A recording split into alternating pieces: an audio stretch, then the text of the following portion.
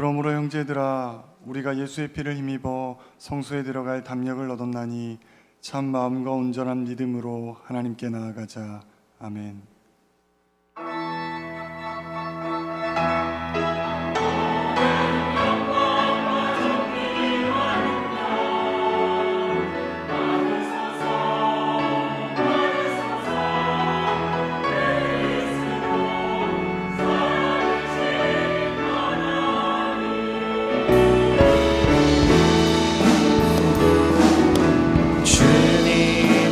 영광 받으소서. 홀로 찬양 받으소서. 모든 이름 위에 뛰어난 그 이름, 온 땅과 하늘이 다 찬양해. 겸손하게 우리 무릎 꿇고 주 이름 앞에 영광 돌리세. 모두 절하세. 독생자 예수 주님께 찬양 드리리. 모든 영광과 존귀와 능력 받으소서.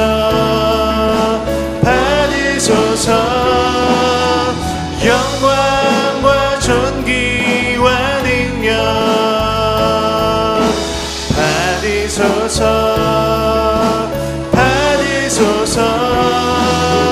그리스도 살아계신 하나님.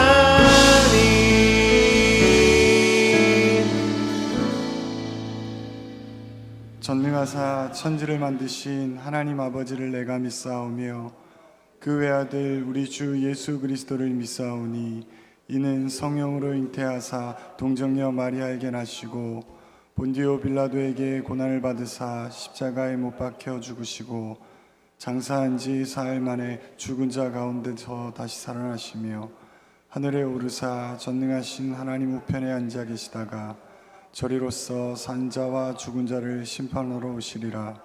성령을 믿사오며 거룩한 공회와 성도가 서로 교통하는 것과 죄를 사하여 주시는 것과 몸이 다시 사는 것과 영원히 사는 것을 믿사옵나이다. 아멘.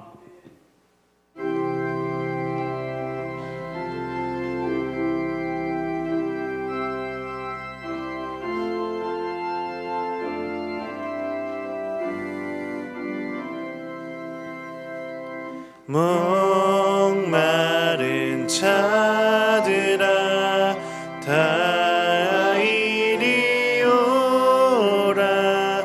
이곳에 좋은 샘 흐르도다. 힘쓰고 애씀이 없을지라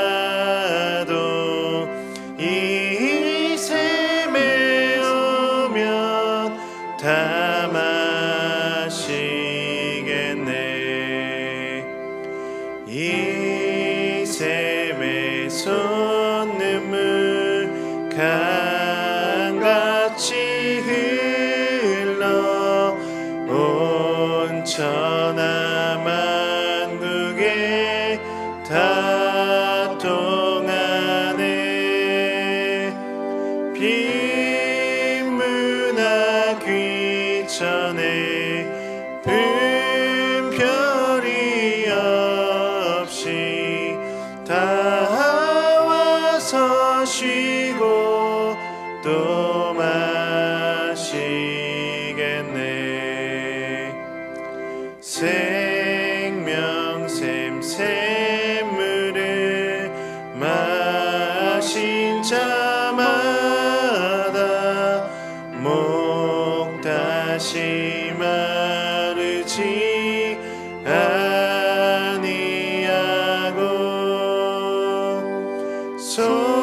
속에서 솟아나 생수가 되어 산을 풍성하리. 이 샘의 이름은 생명의 샘물, 저수정 빛같이 늘 맑도다. 어린 양 보좌가 큰 원이 되어 생명수 샘이 늘 그치지 않네. 사랑과 은혜가 풍성하신 하나님 아버지, 오늘도 주 앞에 나와 주님을 찬양하며 예배드리게 하심에 감사드립니다. 한 치 앞도 알 수 없는 이 세대를 살아가지만 거룩하고 복된 주일날에 주님의 거룩한 전에 나와 온 마음과 정성 다해 예배드리는 저희들에게 때를 따라 은혜의 단비를 내려주시고 눈동자처럼 저희를 보호하시는 주님의 은혜에 감사드리며 맥주 감사주의를 맞아 철마다 때마다 햇빛과 비를 내려주셔서 잘 익은 곡식으로 먹이시고 입히시니 그 은혜에 감사드립니다. 긍휼의 하나님, 한 주간의 삶을 되돌아보며 주님 앞에 회개하는 마음으로 고백합니다. 주님 앞에 감사할 줄 모르고 인내하지 못하고 불평하며 우리의 완악한 마음과 교만함으로 주님의 뜻대로 살지 못했음을 고백합니다. 세상과 어울리며 주님의 마음을 아프게 한 것도 고백하오니 허물 많은 저희들을 용서하여 주옵시고 주님의 능력과 주님의 말씀에 의지하며 살아가는 믿음의 성도들이 되게 하여 주시옵소서. 은혜 하나님, 온 세상이 코로나 바이러스로 인해 요동치고 우리 마음에는 사회적 거리두기라는 명목으로 주님 앞에 예배하기를 게을리하지 않았는지 우리 마음을 돌아봅니다.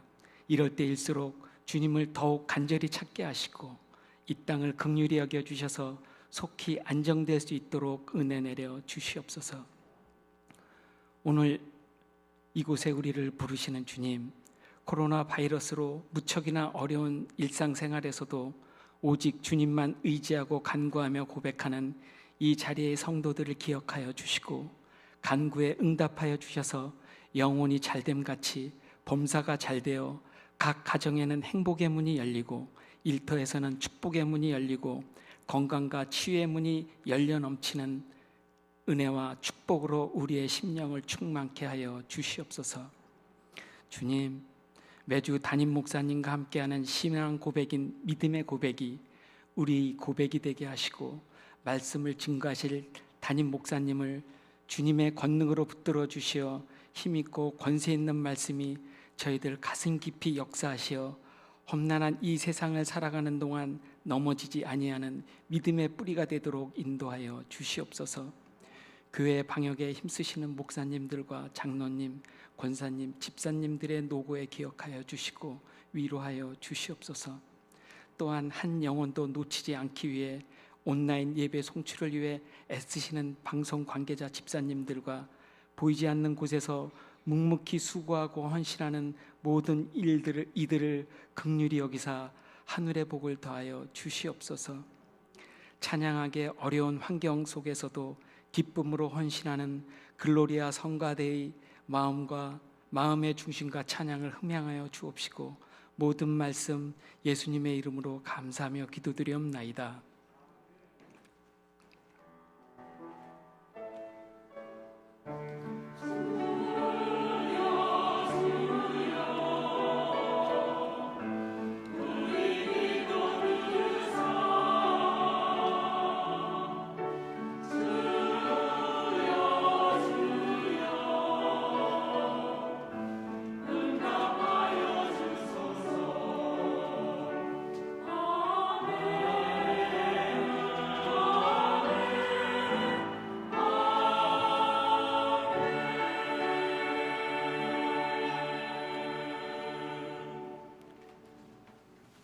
교회 소식을 알려드립니다. 주보일면을 봐주시기 바랍니다. 새로 오신 성도님을 환영합니다. 등록이나 안내를 원하는 분은 예배당 입구에 있는 새가족실을 방문하시면 친절하게 안내해 드리겠습니다. 오늘은 맥주 감사주일로 지킵니다. 정기위원장 원래에는 오늘, 정기 열린 당회는 다음 주에 모입니다. 코로나19와 관련하여 당의 결정사항을 알려드립니다. 계속해서 현장 예배와 온라인 예배를 병행하고 있습니다. 주일 2, 3부 예배를 실시간으로 송출하고 있으며 교육부서는 중등부와 고등부만 현장 예배로 모이고 있습니다. 새벽 예배와 수요 오전 큐티 그리고 일동학교는 정상적으로 진행되고 있으며 금요 기도회 재개 문제는 추후에 공지하도록 하겠습니다. 기타 내용은 주보를 참고해 주시기를 부탁드리겠습니다. 성경 일동학교가 7월 1일 개강하였습니다. 많은 분들이 참석하고 계시며 현장 강의와 온라인 강의로 병행하고 있습니다. 추가로 참여를 원하시는 분은 오늘까지 사무실로 신청해 주시기를 바라며 참고로 실시간 송출이 끝난 후에도 보실 수 있도록 충분한 시간적 여유를 두고 올려놓고 있습니다. 여러분들께서 많이 참여해 주시기를 부탁드리겠습니다. 자세한 내용과 또 참여 방법 등은 사무실 혹은 또 담당하는 교육자에게 문의하여 주시기를 부탁드리겠습니다. 엘리베이터 노후로 인하여 교체 작업이 진행되고 있습니다. 이번 주부터 사용되지 않고 있는데 성도님들께서 유의해 주시기를 부탁드리겠습니다. 나머지 내용들은 주보와 교회 카톡 채널을 통해 확인해 주시기를 부탁드리겠습니다. 장례 광고입니다. 팔목장 임혜이순 유승호 집사님의 부친이시고 이은옥 권사님의 시부이신 구 유석기 집사님과 12목장 정자옷은 김호준 성도 모친이시고 김소연 성도 시모이신 고 유인숙 집사님께서 소천하셨습니다. 하늘의 위로가 가정 가운데 임하기를 소망합니다. 하나님께 드린 예물 봉헌하겠습니다.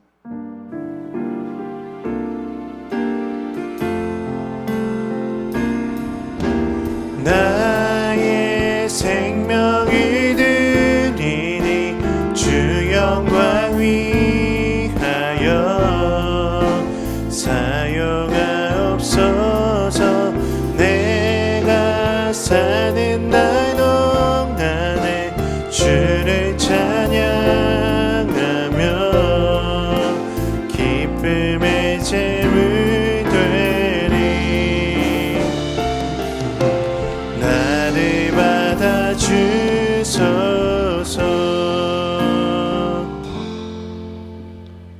나와 내 백성이 무엇이기에 이처럼 즐거운 마음으로 드릴 힘이 있었나이까.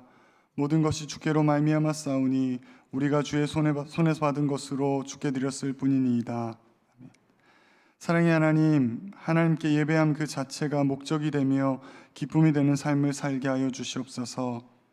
하나님께 예물 드릴 수 있음을 기뻐하게 하시고 드림의 기쁨을 누리는 삶을 살게 하여 주시옵소서. 하나님이 내 삶의 필요를 아시고 채워주심에 감사하는 삶이 되게 하시며 내 삶의 빈자리에 하나님께서 채워주실 것에 대한 기대하는 마음과 또 바라보는 마음을 가지고 살아가는 우리들이 되게 하여 주시옵소서. 드린 예물 받으시사 하나님 뜻을 위해 사용하여 주실 줄 믿사오며 예수님의 이름으로 기도드립니다. 아멘.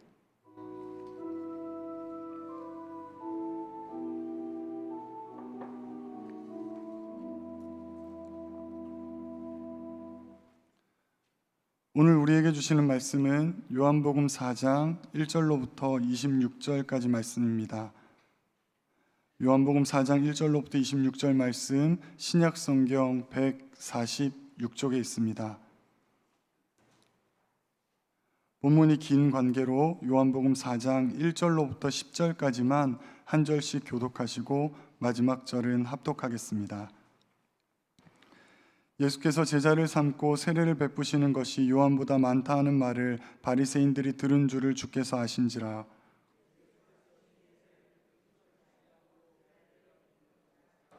유대를 떠나사 다시 갈릴리로 가실새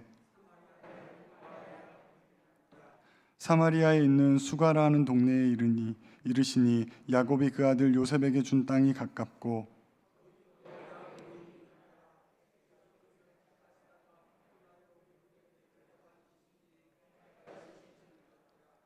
사마리아 여자 한 사람이 물을 기르러 왔음에 예수께서 물을 좀 달라 하시니 사마리아 여자가 이르되 당신은 유대인으로서 어찌하여 사마리아 여자인 나에게 물을 달라 하나이까 하니 이는 유대인 사마리아인과 상종하지 아니함이로라. 예수께서 대답하여 이르시되 내가 만일 하나님의 선물과 또 내게 물 좀 달라 하는 이가 누구인 줄 알았더라면 내가 그에게 구하였을 것이요 그가 생수를 내게 주었으리라. 아멘.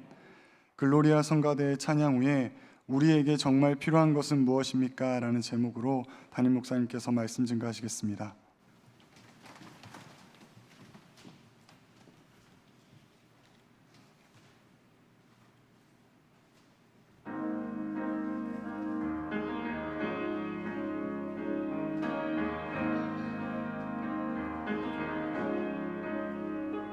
어둠 속 내매이던 내 영혼 갈 길 몰라 방황할 때에 주의 십자가 영광의 그 빛이 나를 향해 비추어 주셨네. 주홍빛보다 더 붉은 내제 그리스도의 피로 씻기어 완전한 사랑 주님의 은혜로 새 생명 주께 얻었네. 은혜 아니면 나서지 못하네. 십자가의 그 사랑 능력 아니면 나서지 못하네. 은혜 아니면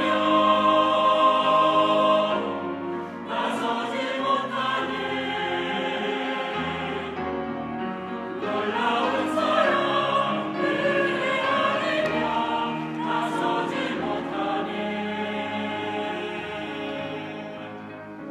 나의 노력과 의지가 아닌 오직 주님의 그 뜻 안에서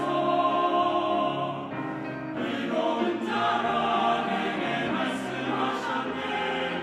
완전하신 그대로 은혜 아니면 나서지 못하네. 십자가의 그 사랑 능력 아니면 나서지 못하네. 은혜 아니면 나서지 못하네. 완전한 사랑 은혜 아니면 나서지 못하네. 이제가 산 것 아니요 오직 예수 내 안에 살아계시니 나의 능력 아닌 제 능력으로 이제 주와 함께 살리라.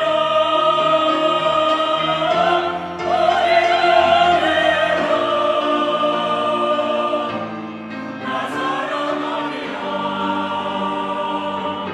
십자가의 그 사랑 주의 능력으로 나는 서리라.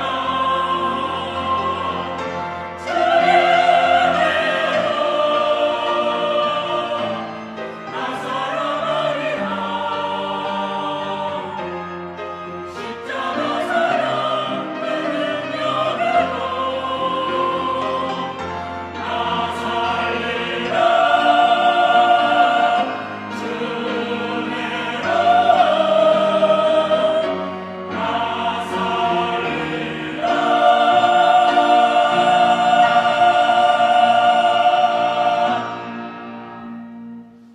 아멘. 감사합니다. 마스크를 끼고도 참 좋은 찬양 정말 감사합니다. 지난 한 주간도 평안들 하셨습니까? 지난 주간에도 교회에서 계속 감염의 소식이 들려오고 또 성남 지역에서도 간간히 감염자들에 대한 소식이 들려오면서 그런 생각을 자꾸 하게 됩니다. 코로나19가 우리에게 멀리 있지 않습니다. 그리고 우리가 조심한다고 이게 안전하지도 않은 것 같습니다. 그래서 특별히 하나님의 은혜가 또 긍휼이 필요한 시절인 것 같습니다. 교회들이 평안하기를 위해서 계속 기도해 주시고 또 우리 성도님들의 가정 평안하기를 위해서도 그렇게 기도해 주셨으면 좋겠습니다. 이 시간 우리 믿음의 고백을 하나님께 드림으로 말씀 앞에 나가도록 하겠습니다. 하나님 나를 사랑하신다. 하나님은 내 인생의 크고 비밀한 계획 가지고 계신다. 하나님은 오늘도 나와 동행하셔서 그 계획 이루어 주신다. 아멘. 그렇게 될 줄로 믿습니다. 아멘. 우리 주변에 교회를 다니시는 분들 중에는 하나님을 믿는다는 것의 의미를 잘못 이해하고 계시는 분들이 종종 있음을 보게 됩니다. 적지 않은 분들이 하나님을 믿는 이유를 하나님을 통해서 무언가를 얻는 것으로 이해를 하고 계시기 때문입니다. 하나님을 믿어 마음의 평안을 얻고 하나님을 믿어 물질의 복을 받고 하나님을 믿어 자녀가 잘 되는 것들이 아마도 대부분의 사람들이 하나님을 믿는 이유로 생각하는 것들인 것 같습니다. 물론 이런 것들이 하나님을 믿는 것과 아무 상관이 없다고 말할 수는 없겠지만, 그러나 이런 것들이 하나님을 믿는 본질은 아니고 사실은 하나님을 믿는 사람들에게 따라오는 부수적인 결과라고 이해하는 것이 옳을 것입니다. 제가 이렇게 말씀드린 이유가 있습니다. 만약 우리가 이런 것 때문에 하나님을 믿는다면, 즉 평안을 얻고 물질의 복을 받고 자녀가 잘 되는 것을 목적으로 하나님을 믿는다면, 만약에 우리 주변에 아무 걱정도 없고 충분히 재산도 가지고 있으며 자녀가 잘 되고 있는 사람은 하나님을 안 믿어도 되는 것입니까? 사실은 절대로 그렇지 않습니다. 이 땅에 있는 사람들이 이 땅에 있는 어떤 사람을 예외하지 않고 모든 사람들이 하나님을 필요로 하는 이유는 그들 안에 어떤 부족함이 존재하기 때문이 아닙니다. 설령 그들이 모든 것에 부족함이 없고 그리고 모든 것을 잘 하고 있을지라도 그들이 죄인이기 때문에 그들에게 하나님이 필요한 것입니다. 이 말은 사람이 가지고 있는 본질적인 문제는 어떤 결핍의 문제가 아니라 사실은 존재론적인 문제라는 것입니다. 사람은 아무리 많은 능력을 가지고 있고 그 많은 능력으로 모든 부족을 다 채우고 있을지라도 근본적으로 자기의 존재인 죄의 문제를 해결할 수가 없기 때문에 우리는 하나님을 필요로 하는 것입니다. 하나님께서 예수님의 길을 예비하기 위해서 세례 요한을 이 땅에 보내셨고 또 이후에 예수님께서 이 땅에 오셔서 사역을 하셨을 때 예수님과 세례 요한의 공통적인 사역이 있다고 제가 말씀드렸습니다. 바로 회개의 사역이었습니다. 성경은 세례 요한이 베풀었던 세례를 회개의 세례라고 분명히 밝히고 있고 예수님께서도 복음 사역을 시작하시면서 가장 먼저 외쳤던 말씀이 회개하라 천국이 가까웠다라고 말씀하시는 것만 보아도 분명합니다. 이는 누군가가 하나님을 향해서 온전한 믿음에 도달하기 위해서 그에게 절대적으로 필요한 것은 더 많은 지식도 아니고 더 많은 물질도 아니고 더 많은 성공도 아님을 보여줍니다. 오직 자기 자신이 하나님 없으면 아무것도 할 수 없는 죄인이라는 이 사실을 인정해야지만 그는 결국 하나님 앞에 나오게 될 것입니다. 그런데 예수님이 이후로 이 땅의 역사는 놀랍게도 사람이 죄인이라는 고백을 더 강조하고 더 그분을 쉽게 받아들이는 역사의 흐름으로 간 것이 아니라 정반대로 가고 있음을 보게 됩니다. 점점점 역사는 사람이 죄인이 아니라고 우리에게 가르치고 있습니다. 가장 대표적인 것이 과거에는 대부분의 사회에서 자연스럽게 이것이 죄라고 인식되었던 것들이 오늘날 하나 둘씩 죄로부터 자유를 선언하고 있습니다. 과거엔 누구도 불륜이 죄라고 생각하지 않았던 시절이 없습니다. 불륜은 다 죄였습니다. 그런데 어느 순간 우리는 불륜도 이제는 죄라고 생각하지 않습니다. 심지어 동성애도 모든 시대가 거의 예외 없이 죄라고 인식을 하고 있었는데 이제는 동성애도 성적 취향이라고 하여서 죄의 범죄에서 빼내려고 하는 움직임을 우리는 발견하게 됩니다. 이제는 이상하게 모든 것이 다 인권이라는 말만 들어가 보면 예전에 우리가 죄라고 생각했던 것이 이제 자유로 옮겨지게 됩니다. 얘기는 분명히 죄였는데 인권이 강조되면서 이 죄가 오히려 우리한테 선택의 자유라는 그런 의미로 바뀌는 시대를 우리가 살고 있는 것 같습니다. 그러다 보니까 사람이 죄인이기 때문에 하나님이 필요로 하다는 이 복음의 가치가 이 시대는 점점 훼손이 되고 있는 것입니다. 사람이 죄인이라고 생각하지 않습니다. 그렇기 때문에 그들은 복음에 반응하지 않습니다. 그렇다면 누가 자신이 죄인이라는 사실을 인정하게 되겠습니까? 아주 간단히 말하면 자신의 삶에서 일어나고 있는 부정적인 문제의 근본적인 원인이 죄라는 사실을 인정하는 사람이 결국은 자기가 죄인인 것을 인정하게 됩니다. 성경적 관점에서 보면 한 사람 안에 일어나는 죄는 반드시 문제를 통하여서 발현이 되게 됩니다. 아담과 하와 사이에 죄가 들어갔을 때 그들은 불화라고 하는 문제에 봉착하게 됩니다. 가인에게 죄가 들어갔을 때 이 죄는 가인으로 하여금 동생을 질투하여 결국은 죽이는 문제적 상황으로 발현되게 하였습니다. 성경은 결코 아담과 하와가 성격적 차이 때문에 불화하였다고 기록하지 않습니다. 심지어 가인이 탐욕스러워서 동생을 질투했다고도 말하지 않습니다. 아담과 하와의 문제, 그리고 가인의 문제의 핵심은 그들 안에 죄가 들어갔다는 겁니다. 죄는 언제나 우리가 예상하지 못하는 문제를 만들어냅니다. 그러하였기 때문에 하나님께서 가인에게 뭐라고 말합니까? 너는 죄를 다스릴지니라. 절대로 이렇게 돼 있지 않아요. 그 성질머리 좀 죽여라 이렇게 말 안 하세요. 그 성격 좀 바꿔라 그렇게 말하지 않으세요. 너는 죄를 다스릴 것이니라. 죄가 모든 문제의 원인이라고 하나님은 그렇게 지목하고 계시는 것입니다. 물론 우리가 성경 안에서 만나는 모든 문제가 다 죄 때문인 것은 아닙니다. 죄와 상관없이 우리 인생에 찾아오는 문제도 있습니다. 의인의 고난이 거기에 해당이 됩니다. 그러나 이런 것을 제외하고 거의 대부분의 문제들은 예외 없이 죄가 원인이 됩니다. 그리고 우리가 이 죄가 우리 인생에 찾아오는 문제의 원인이 된다고 인정을 해야 우리는 회개할 수 있습니다. 근데 우리는 이상하게 이게 잘 안 됩니다. 죄가 내 인생에 문제를 만든다고 생각하는 것이 아니라 다른 어떤 이유가 우리의 인생에 문제가 된다고 생각합니다.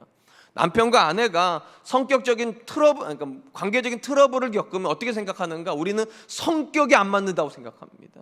죄가 있어서 그렇다고 생각하는 것이 아니라 그 남편의 성질몰이 때문에, 그 아내의 성격 때문에 이렇게 생각을 해요. 자녀와 부모가 갈등을 겪으면 어떻게 생각합니까? 내 자녀가 공부를 못해서 저런다고, 공부만 잘해서 대학교만 들어가면 아무 문제 없다 이렇게 생각을 합니다. 가정에 문제가 생기면 또 어떻게 생각합니까? 물질이 없어서 이런다, 우리가 가난해서 이렇지 조금만 경제가 펴면 우리도 괜찮아진다. 이상하게 우리는 모든 문제를 드러나는 문제로만 해석하려고 합니다. 공부가 안 되면 공부가만 잘하면 된다 생각하고, 가난하면 돈만 벌면 된다 생각하고, 그리고 건강이 약해지면 건강만 회복하면 아무 문제가 없다고 생각을 하고, 그러다 보니까 점점점 우리 안에 죄에 대한 생각 그리고 회개에 대한 생각이 가까이 있지 않습니다. 근데 성경은 뭐라고 말하는가? 너는 죄를 다스릴지니라. 상황을 다스리라고 말하는 것도 아니고, 성질을 죽이라고 말하는 것도 아니고, 관계의 화평을 만들어야 된다 말하는 게 아니라 근본적으로 우리 안에 죄가 역사하고 있다. 이것이 성경의 관점입니다. 오늘 본문의 말씀은 한 사람이 구원의 가정으로 들어가기 위해서 그가 반드시 인정해야 되는 것이 무엇인지, 또 우리에게 정말로 필요한 것이 무엇인지를 보여주는 말씀이라고 생각이 됩니다. 오늘 본문의 말씀은 예수님께서 제자들을 데리고 갈릴리로 가시는 장면을 배경으로 합니다. 이 상황에서 요한은 예수님께서 갈릴리로 가시는 여정에 대해서 이렇게 설명해 주고 있습니다. 요한복음 4장 3절로 4절입니다. 유대를 떠나사 다시 갈릴리로 가실 때 사마리아를 통과하여야 하겠는지라. 우리가 이 말씀에서 주목할 것은 예수님께서 유대를 떠나 갈릴리로 가시는데 반드시 어디를 통과하시려고 하셨다는 겁니까? 사마리아를 통과하려고 하셨다는 것입니다.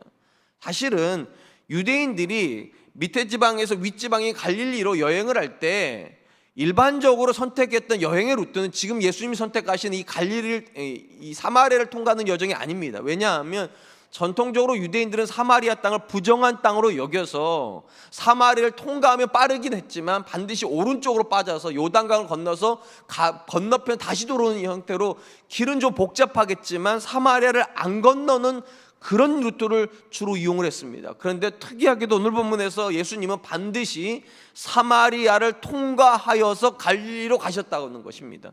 왜 그랬는가?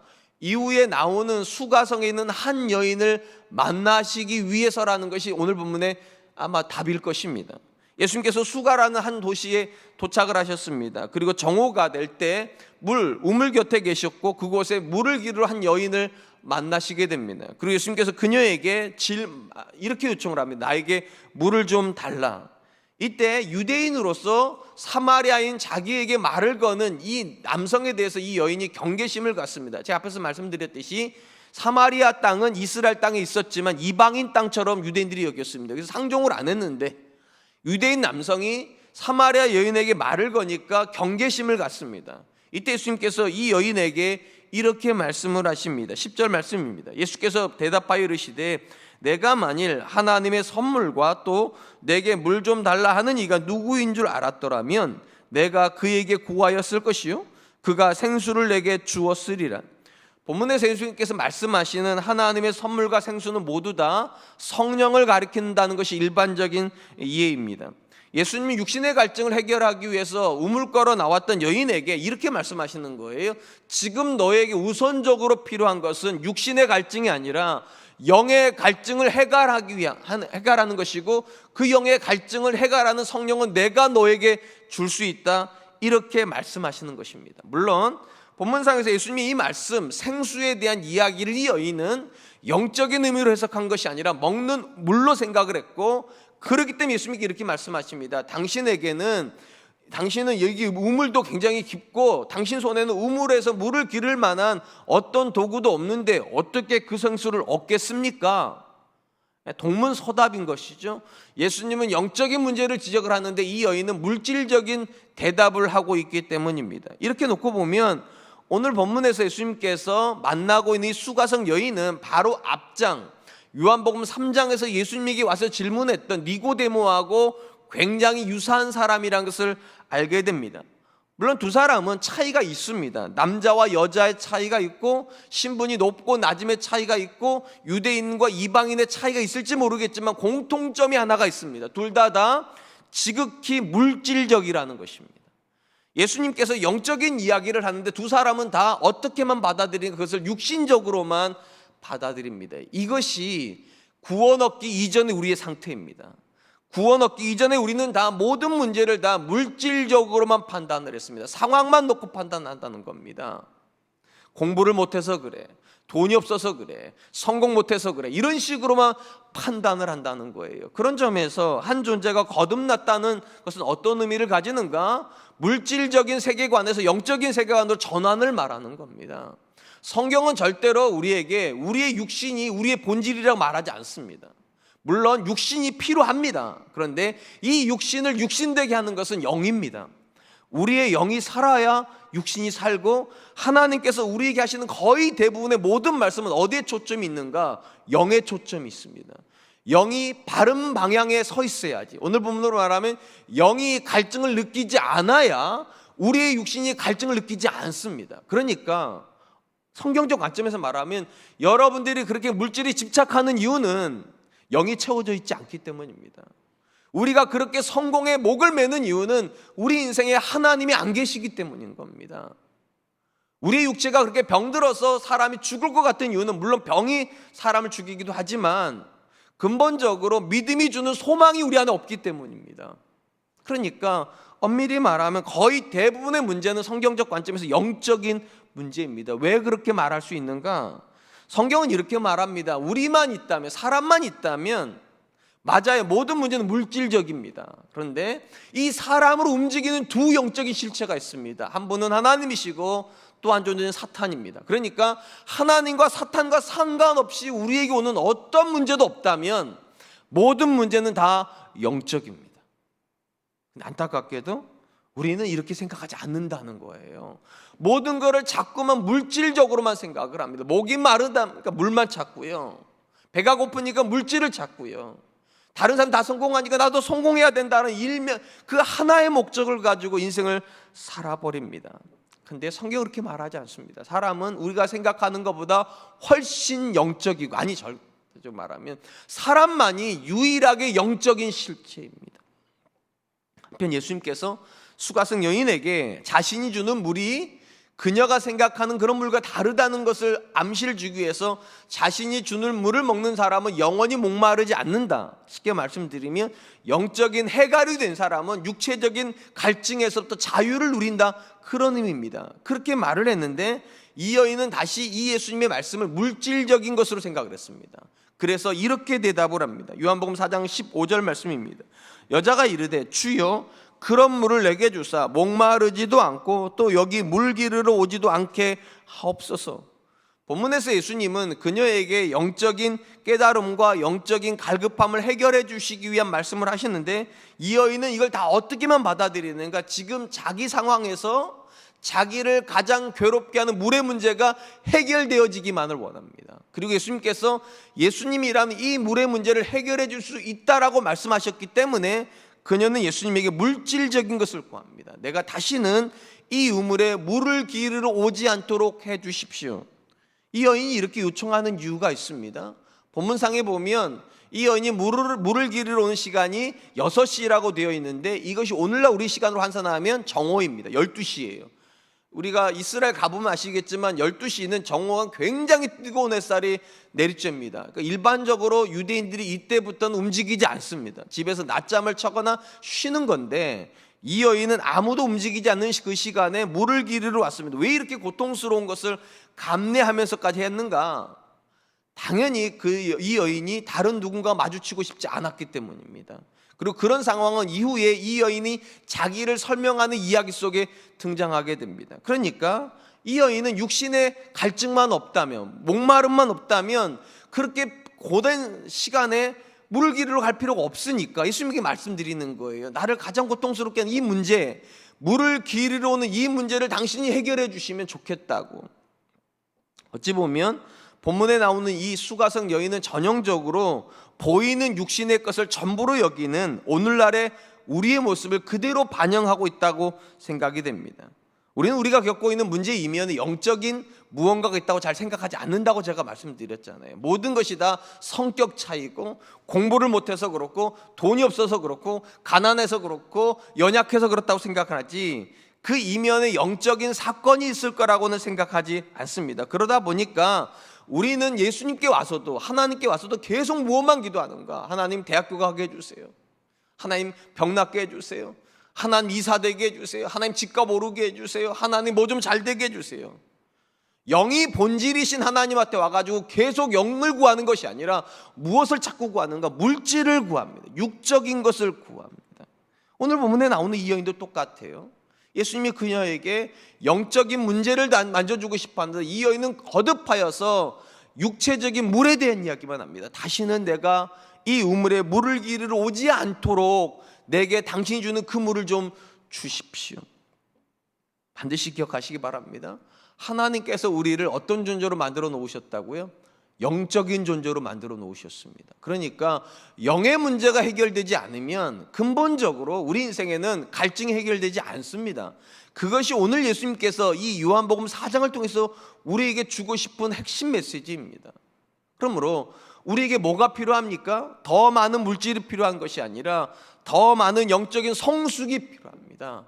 내가 영적인 존재라는 깨달음이 있어야 되고 지금 내 인생에 찾아오는 모든 문제 이면에는 영적인 무언가가 있다라는 이 인식이 우리에게 필요합니다.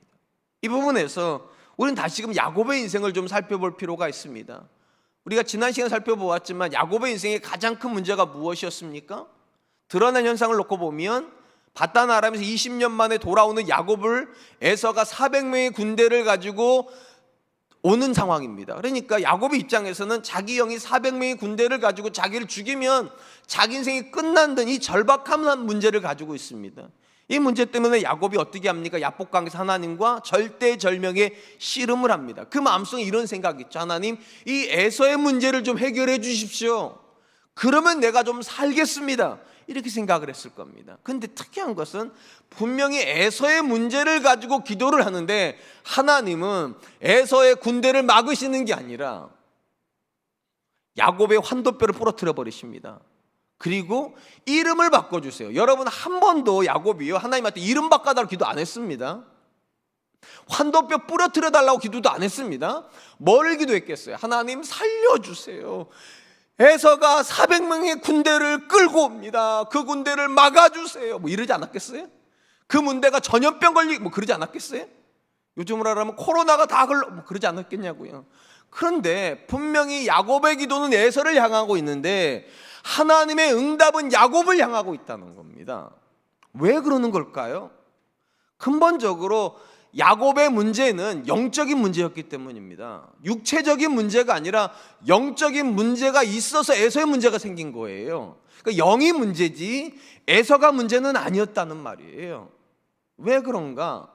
여러분, 야곱의 이름의 뜻이 뭐라고 그랬습니까? 속이는 자라고 그랬잖아요. 그는 하나님을 믿는 사람이라고 고백은 하는데, 믿음은 고백을 하는데 실질적으로 그는 하나님께 의존하지 않습니다. 철저하게 자기가 모든 일을 합니다. 에서를 속입니다. 아버지 이삭을 속입니다. 외삼촌 라반을 속입니다. 쉽게 말씀드리면 그의 인생 안에 하나님이 빠져 있어요. 하나님이 안 계세요, 사실은. 그러다 보니까 외적인 문제가 벌어지는 거예요. 하나님이 그 인생에 계시지 않아요. 이걸 가르쳐 주시려고 하나님께서 야곱이 아무것도 할 수 없도록 그의 환두뼈를 부러뜨려 버리는 겁니다. 그럼 과거의 야곱이라면 이 문제 못 풉니다. 자기가 모든 걸 해야 되는 존재였는데 환두뼈가 부러져도 어떻게 하냐고요. 그러면서 하나님께 이름을 바꿔 놓으세요. 이제는 네가 스스로 못하지. 너 이제 야곱 아니야. 과거의 야곱은 스스로 하는 존재. 너 이제 야곱 아니야. 그럼 이스라엘이에요. 이스라엘은 뭐 하나님이 하시는 존재예요. 네가 하나님께 요청하면 내가 너를 다스린다. 네가 하나님께 붙잡히면 내가 너를 붙잡아준다. 이게 이스라엘이에요. 그럼 놀랍게도 야곱이 아무것도 하지 못하는 그 지점에서 하나님이 일해 주십니다. 그리고 에서의 문제가 풀려버려요. 여기서 중요한 부분이 있습니다. 여러분, 하나님은 에서의 문제를 풀어가지고 야곱의 문제 풀어준 게 아닙니다. 야곱의 문제를 풀어서 에서의 문제를 풀어준 거예요. 영적으로 야곱의 문제를 풀어주시자 육체적인 문제가 해결이 되어 버렸습니다. 이것이 성경이 말하는 우리가 만나는 문제의 실체입니다. 우리는 보이는 문제만 봅니다. 그런데 하나님은 거기를 보시는 것이 아니라 그 문제가 오게 된 원인을 들여다보십니다. 그 원인이 영적인 것에 있어요. 우리가 하나님과 온전하지 못한 관계를 맺고 있거나 아니면 입술로는 하나님을 믿는다 하지만 내 인생에 하나님 계시지 않으면 그것이 문제로 드러나는 겁니다. 그리고 우리는 하나님 아빠가 이 문제를 계속 기도하지만 하나님은 여러분의 문제를 다루시지 않고 우리 마음을 먼저 다루시려고 하신다는 거예요. 그래서 하나님 앞에 와서 우리가 해야 되는 기도는 사실은 물질적인 기도가 아닙니다. 하나님, 내 마음을 들여다보시고 내 안에 영적인 문제가 있다면 하나님, 나를 좀 고쳐주십시오.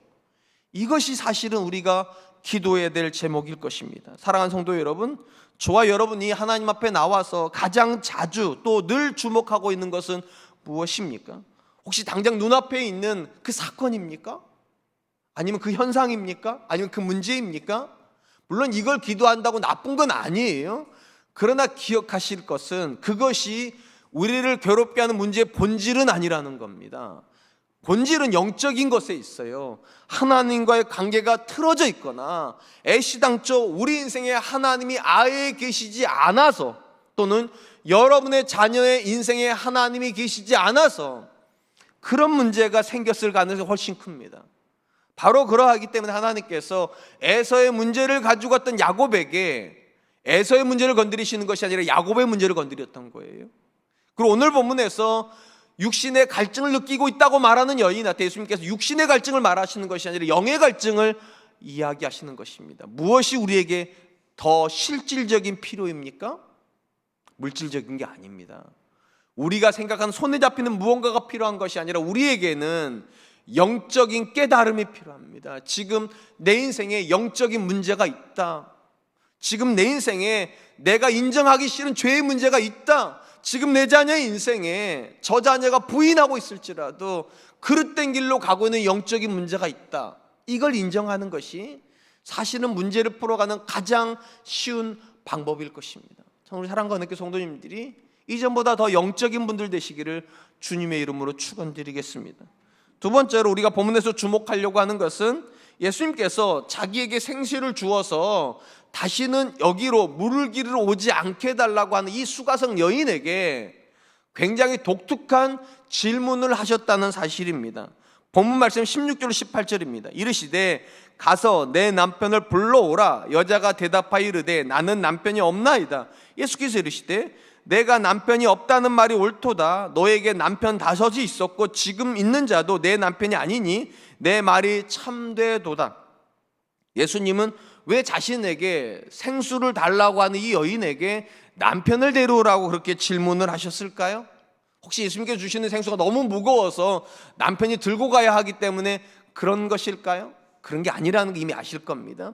오히려 예수님께서 이 여인에게 남편을 데려오라고 말씀하신 이유는 이 남편의 자리가 이 여인에게서 죄의 자리였기 때문입니다. 모든 죄는요 우리 안에 있는 게 아닙니다. 물론 우리 안에서 시작돼요. 그런데 이 죄는 반드시 사건을 통하여서 바깥으로 표출이 됩니다. 우리가 잘 알다시피 모든 병균이 안에 있으면 병균이 있다는 게 이제 바깥으로 드러나죠. 뭐 물집이 잡히거나 또는 암덩어리가 생기거나 또는 얼굴 색이 바뀐다, 이렇게 마찬가지로 죄가 발현되는 지점이 있습니다. 각 사람마다 죄가 발현되는, 어떤 사람은 돈에서 발현이 되고, 어떤 사람은 관계에서 발현이 되고, 어떤 사람은 자녀에게서 발현이 되고, 어떤 사람은 부부관계에서 발현이 돼요.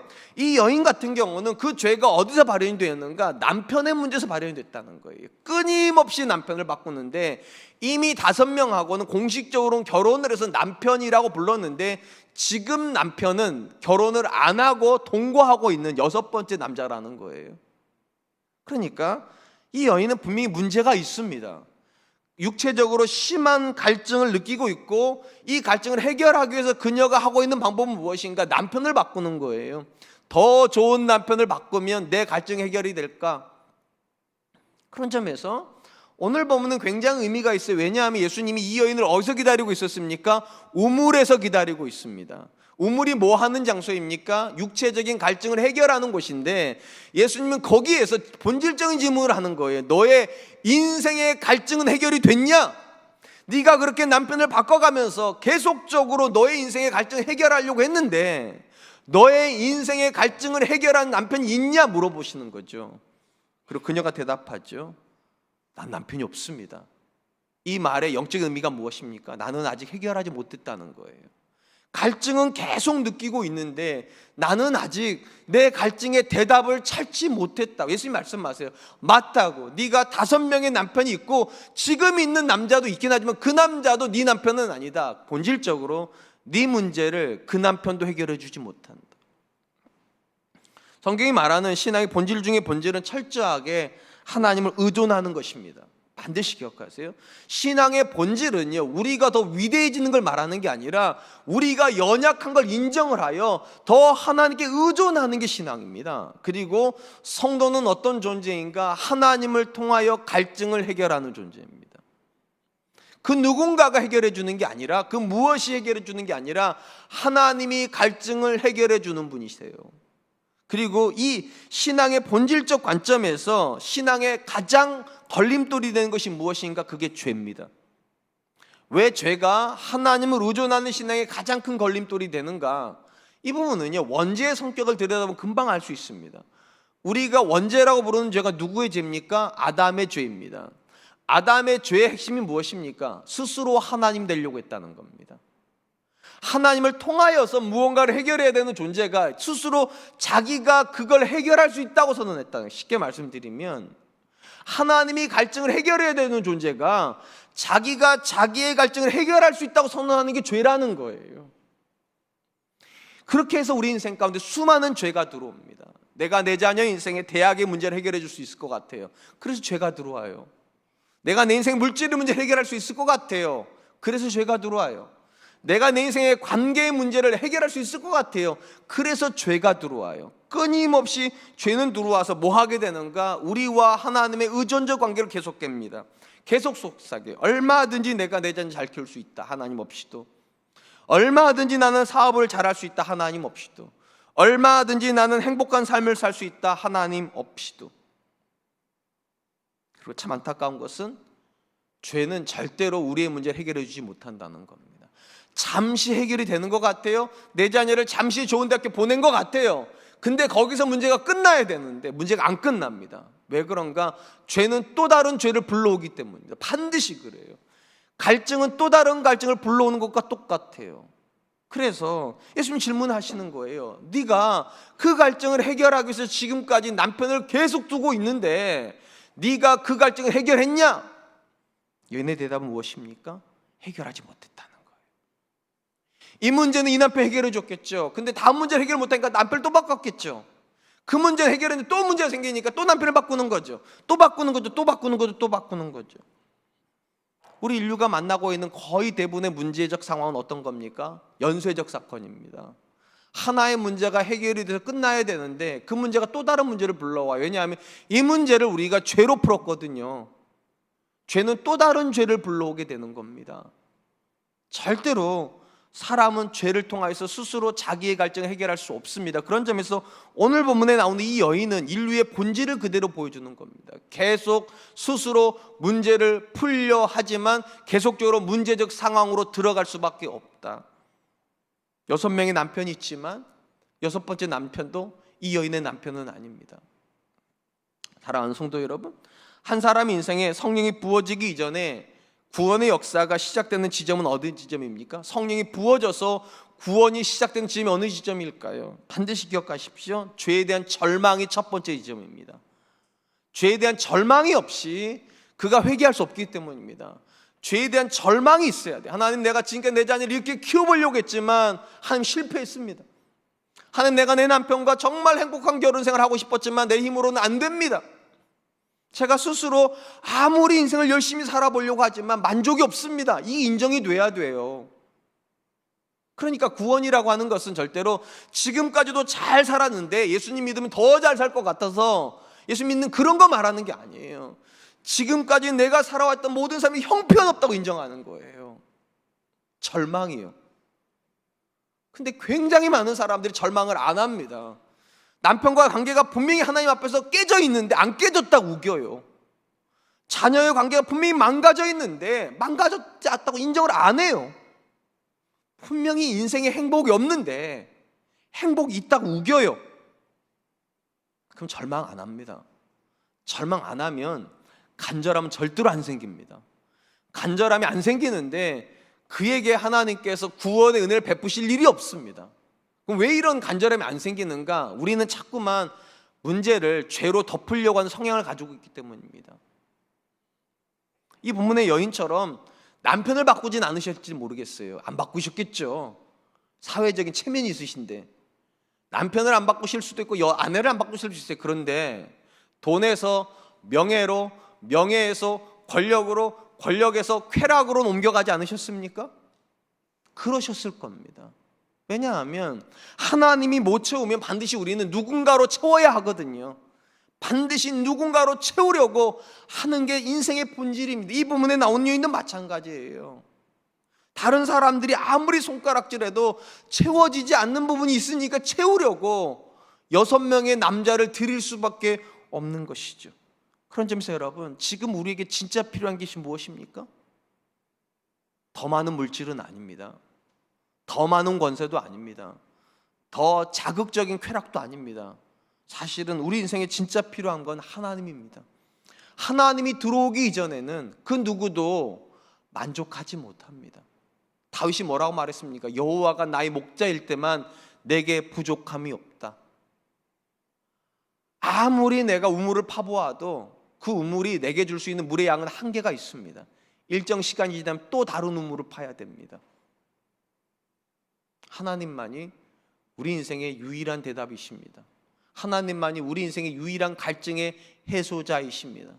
바로 이런 이유 때문에 우리가 잘 아는 어거스틴이라는 인물이 방탕한 삶을 청산하고 하나님께 돌아와가지고 참회록이라는 걸 쓰죠. 참회록의 가장 앞쪽에 보면 이런 고백이 나옵니다. 그 이렇게 썼어요.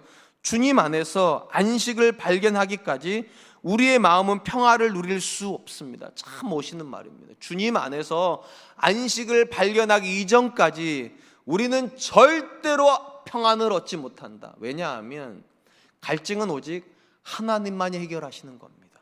혹시 지금 여러분 인생 가운데 갈증이 느껴지는 부분이 있습니까? 이게 하나님께 여러분을 부르시는 신호입니다. 하나님께로 가고. 근데 굉장히 많은 분들이 그 갈증을 가지고 또 죄로 가버립니다. 돈이 해결할 줄 알고, 명예가 해결할 줄 알고, 권세가 해결할 줄 알고, 권력이 해결할 줄 알고. 이 본문의 여인이 대답합니다. 해결할 수 없다고. 6명의 남편을 뒀지만 지금 있는 남편도 내게는 남편은 아니다. 예수님 말씀하신 네 말이 옳다고. 혹시 지금 우리도 어리석게 내 인생의 주인을 바꾸고 있지는 않습니까? 지금 우리에게 필요한 존재는 오직 하나님이십니다. 이 고백이 저와 여러분의 고백이 되시기를 주님의 이름으로 축원드리겠습니다. 마지막으로 본문에서 주목하려고 하는 것은 자신의 삶에 대해서 철저하게 알고 있는 예수님을 향해서 이 여인이 선지자라고 고백을 하면서 육신의 문제였던 물에 대한 문제에서 갑자기 어디로 옮겨가게 되는가? 예배의 문제로 옮겨간다는 거예요. 이 여인이 어디에서 예배하는가에 대한 질문을 하게 됩니다. 물론 이거를요 이렇게 이해할 수도 있을지 모르겠어요. 예수님께서 한 개인의 치부를 드러내시니까 그게 너무 부끄러워서 빨리 대화의 주제로 옮기려고 예수님 당신 보니까 선지자입니다 하고서 예배 문제로 전환을 꾀했다 이렇게 이해할 수도 있지만 그렇게 이해할 필요가 없습니다. 왜냐하면 이 본문은 한 존재가 죄인이라는 걸 깨닫고 나서 그 다음에 이 존재가 가지게 되는 관심이 무엇인가를 보여주는 거죠. 자기의 모든 문제가 물질적인 문제가 아니라 영적인 문제를 인식한 죄인은 그 다음에 어떤 문제로 가게 되는가, 이 문제를 해결하시려 하나님께 나아가는, 그게 예배잖아요. 예배 문제로 옮겨가는 게 지극히 당연하다는 것입니다. 아마도 이 여인은 우리 성경은 다 기록하고 있지 않지만 예수님과 대화를 하는 동안에 그녀의 인생 가운데 영적인 깨달음이 들어왔던 것 같아요. 자기 인생의 문제는 육신의 갈증인 줄 알았는데 사실은 영적인 갈증이고, 이 영적인 갈증을 해결하실 분은 오직 하나님밖에 없구나, 이렇게 생각했던 것 같아요. 그리고 이 여인의 의식의 흐름의 변화를 가장 잘 보여주는 게 무엇인가? 이 여인이 예수님을 부르는 호칭이 바뀌고 있다는 겁니다. 처음에 이 여인이 예수님을 만났을 때 예수님은 이 여인에게 유대인의 남자였어요. 그냥 유대인으로서 이렇게 유대인의 남자였습니다.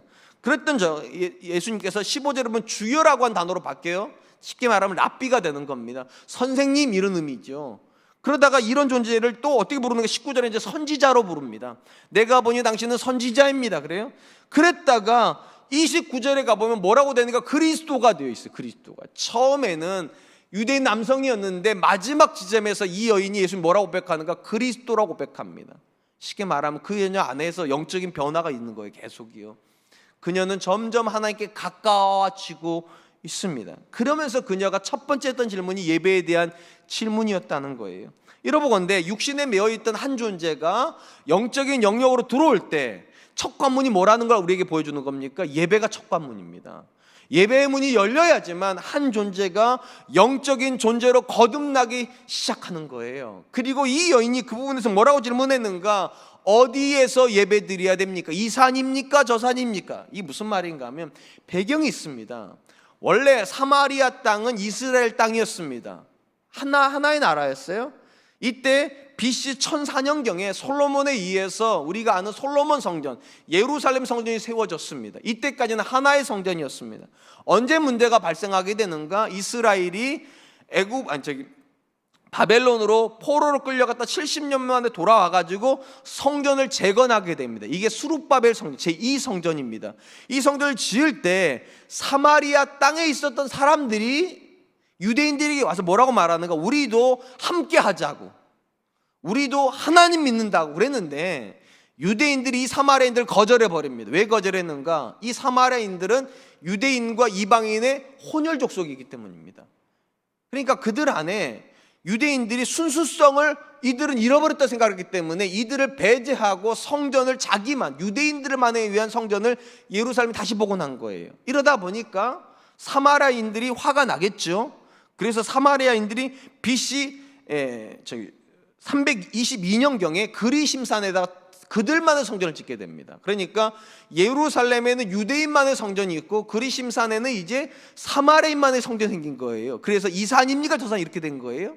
그러던 것이 BC 129년에 유대인들에 의해서 사마리아 성전이 무너지게 됩니다. 그런데도 사마리아 사람들은 여전히 질문이 남아있는 거예요. 어디에서 예배해야 되는 겁니까? 그리심산입니까? 아니면 예루살렘입니까? 이 질문에 대해서 예수님이 뭐라고 말씀하십니까? 이 산도 아니고 저 산도 아니라고. 예배하는 본질을 뭐라고 말씀하셨는가? 23절 24절입니다. 아버지께 참되게 예배하는 자들은 영과 진리로 예배할 때가 오나니 곧 이때라. 아버지께서는 자기에게 이렇게 예배하는 자를 찾으시느니라. 하나님은 영이시니 예배하는 자가 영과 진리로 예배할지니라. 장소의 문제로 접근하고 있었던 이 여인에게 예수님은 어떤 문제로 영으로 접근하세요. 어떤 장소냐가 중요한 것이 아니라 어떤 영의 고백이 중요한데, 하나님께서 찾으시는 영의 예배는 영과 진리로 드리는 예배다.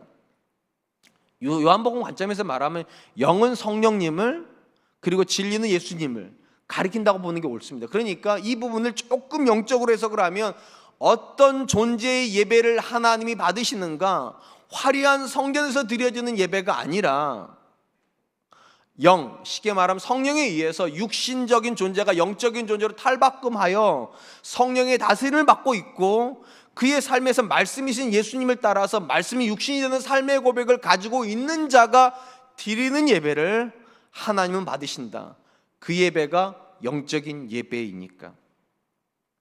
사랑하는 성도 여러분, 오늘 본문에서 우리가 한 사마리아 여인의 모습을 통해서 주목하려고 하는 마지막 부분은 무엇인가? 이 여인의 관심사가 바뀌고 있다는 겁니다. 그녀는 지극히 물질적인 존재였는데 이 존재가 영적인 존재로 바뀌고 있고, 이 바뀌는 지점에서 가장 중요한 역할을 한 것이 무엇인가? 예배에 대한 질문이었습니다. 어떻게 예배하여야 하나님이 우리 예배를 받으십니까? 여기서 예수님께서 주신 대답이 우리가 주목할 필요가 있습니다. 영과 진리로 예배해야 된다.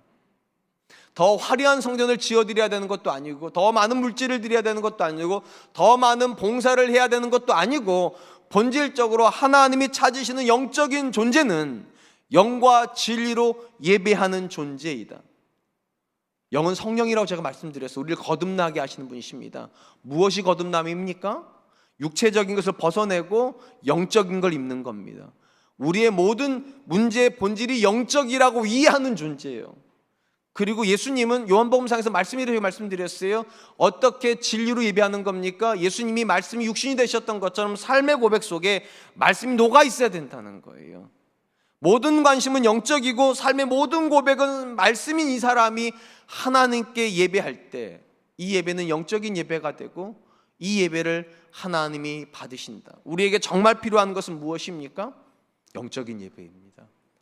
그 예배를 통해 우리는 하나님을 만나게 될 것이기 때문입니다. 이제 말씀을 맺으려고 합니다. 한 존재가 예수를 믿었다는 것이 여러 의미가 있을 수 있습니다. 다만 오늘 본문에서 이 여인을 통해서 예수님께서 주신 메시지는 세 가지입니다. 첫 번째, 한 존재가 예수를 믿었다는 것은 이제 더 이상 보이는 문제를 본질로 삼는 것이 아니라 그 이면에 영적인 사실이 있다는 걸 인정하는 것입니다. 대부분의 경우 죄의 문제입니다. 지금 내가 만나고 있는 모든 문제는 하나님과의 관계가 깨져서 지금 내 앞에 있는 것이다. 영적으로 해석하는 겁니다. 두 번째로, 우리가 예수님을 믿는다는 것은 우리의 갈증이 문제를 해결함으로 해결되는 것이 아니라 내가 하나님을 만나야 해결된다. 이걸 인정하는 것이 우리 예수를 믿는 겁니다. 마지막 세 번째, 우리 예수를 믿는다는 것은 하나님 앞에 하나님이 찾으시는 예배자로 서는 것입니다. 그리 하나님을 만날 거니까. 그 예배의 본질은 이 산이냐 저 산이냐가 아니라 영과 진리로 예배할지니라. 성령을 통하여 거듭나고 예수님의 말씀을 내 삶에서 삶의 고백으로 드리는 그 존재가 결국 하나님이 찾으시는 예배자가 되는 것입니다. 우리에게는 무엇이 필요합니까? 답은 딱 하나입니다. 우리에게는 하나님이 필요합니다. 하나님이 필요하면 우리는 어떻게 해야 됩니까? 영적인 존재가 돼야 되고 하나님이 찾으시는 예배자가 되어야만 할 것입니다. 이번 한 주간 이 은혜가 저와 여러분들이 고백하는 은혜가 되실 수 있기를 주님의 이름으로 축원드리겠습니다. 우리 한 번만 같이 기도할 텐데요, 오늘 말씀을 기억하시면서, 하나님, 제가 물질에 매여서 보이는 것을 전부로 여기는 사람이 아니라 지금 내가 만나고 있는 모든 문제 안에 영적인 하나님의 메시지가 있음을 인정하여 오늘도 하나님께 주시는 영적인 메시지에 귀를 기울이는 사람 될 수 있도록 지금 도와주십시오. 두 번째, 우리의 삶의 갈증은 내가 해결할 수 있는 것이 아니라 오직 하나님만이 해결할 수 있는 인정을 하여 하나님께 간절히 매여 달리는 사람 될 수 있도록 도와주시고, 세 번째, 하나님이 찾으시는 사람은 예배자인데 영과 진리로 예배한다 하셨사오니 하나님, 내가 성령을 통하여 거듭남을 계속 경험하게 하여 주시고 예수님의 말씀을 따라 매일의 삶에서 말씀이 육신이 되는 그런 고백으로 예배하는 사람 되게 하여 주시옵소서. 우리 같이 한 번만 기도하겠습니다. 기도하겠습니다.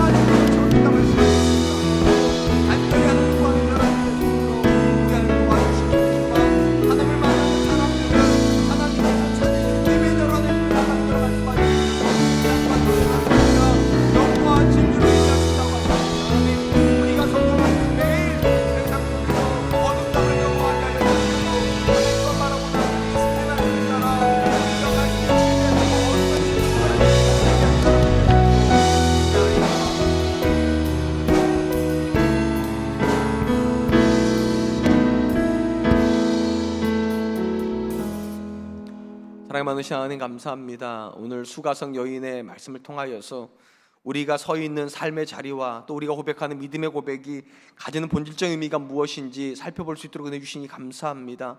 하나님, 수가성 여인은 물이 자기 인생의 가장 큰 문제인 것처럼 계속해서 육신의 물을 달라고 하지만 예수님은 그에게 영적인 생수를 주시겠다고 말씀하시는 모습을 우리가 보게 됩니다. 하나님, 바라고 원합니다. 우리가 만나고 있는 모든 문제 안에 영적인 깨달음이 있음을 깨닫게 하여 주시고, 오늘도 물질을 풀므로 내 문제를 풀려고 하는 것이 아니라 하나님 앞에서 영적인 문제를 풀므로 내 문제를 풀려고 하는 사람들 될 수 있도록 주님 도와주시옵소서.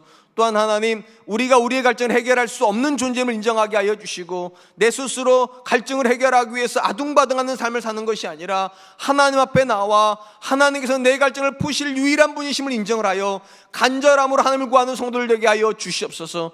또한 하나님, 하나님께서 찾으시는 사람은 다른 사람이 아니라 진정한 예배자라고 말씀하여 주셨고, 예배는 영과 진리로 하는 거라고 말씀하여 주셨사오니 하나님, 오늘도 성령 안에서 날마다 우리의 생각이 새로워지게 하여 주시옵소서. 물질적인 존재가 영적인 존재로 거듭나게 하여 주시고, 예수님처럼 말씀이 육신이 되어 우리의 삶으로 말씀에 순종함으로 예배하는 거룩한 사람들 될 수 있도록 주님 도와주시옵소서. 이번 한 주간 우리가 이렇게 선언하게 하여 주시옵소서.